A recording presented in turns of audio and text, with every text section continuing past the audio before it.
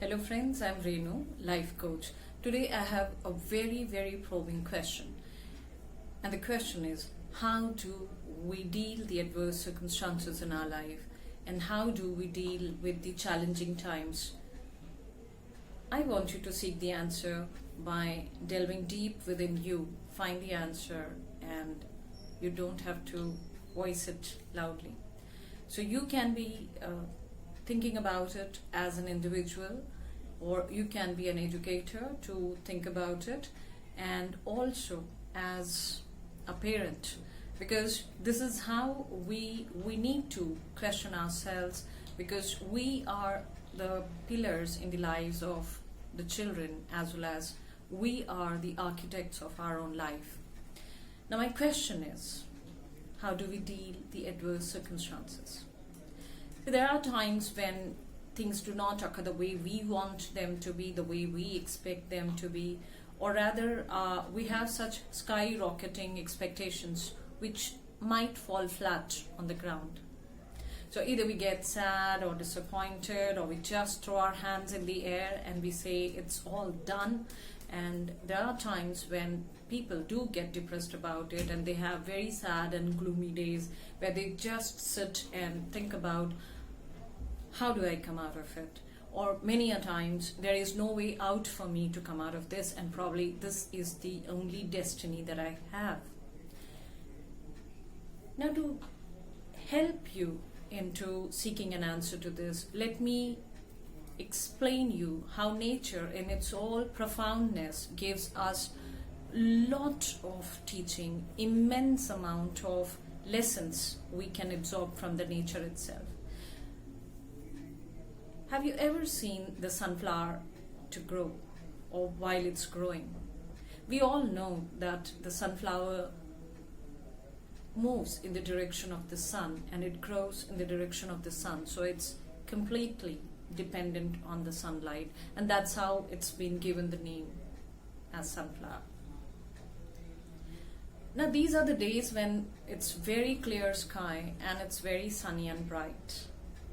But what about the days when it's rainy, or when the sky is covered by the clouds and the sun is not visible? What happens to the sunflower then that time? Well, if you're thinking the sunflower just puts down its head and faces it in a very sad and gloomy way, it's incorrect. Actually, when it's rainy or when the sun is covered by the clouds, the sunflower, instead of putting down its head, just turns towards each other, and then they seek energy from each one of them. Now, seeking energy is without disturbing the other person.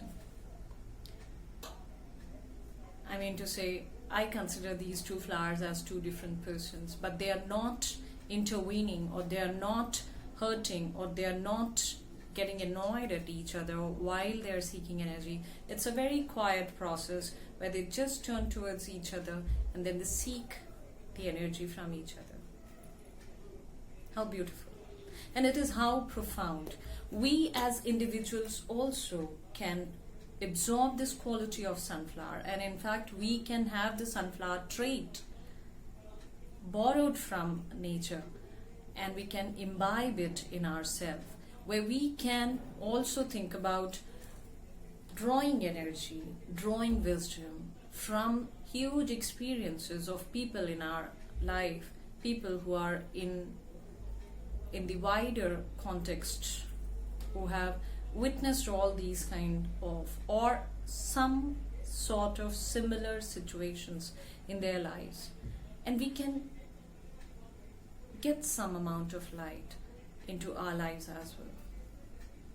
Or rather, we can be the source of light for somebody who needs our help or our support or our guidance, and we can very calmly offer that to others without putting our weight on the other one, without getting annoyed, or without even hurting the other person.